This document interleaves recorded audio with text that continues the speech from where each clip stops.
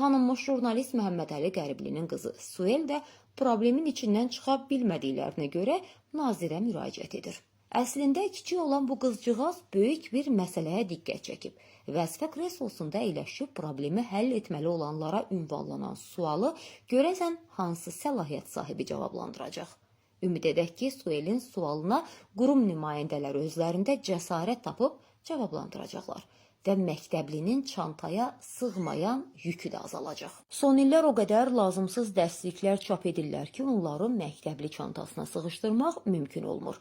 Kitab, dəftər sayı çox olduğundan bəzən çanta məktəblidən də ağır olur.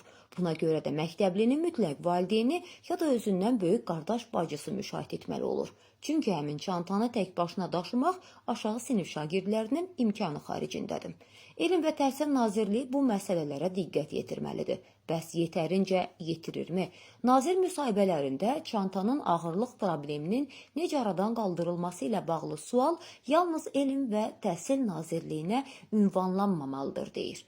Çünki həmin çantanı yükləyən tərəf nazirlik deyil. Hətta cənab Əmrullayev valideynlərə məsləhət də verir ki, əgər dərs ili başlayanda ağır çanta almısınızsa, tədrisin ortasında biraz yüngül olan yeni çanta da ala bilərsiniz deyir. 5 ildir ölkə təhsilinə rəhbərlik edən Emin müəllim yəqin unudub ki, bir uşağı məktəbə yola salmaq üçün valideyn ən azı 200 manat xərcləməli olur. Nəzərə alsaq ki, əksər evlərdə uşaq sayı 2-3-dür, orta aylıq əmək haqqı isə 400 manatdır. Gəlin də çıx problemin içindən.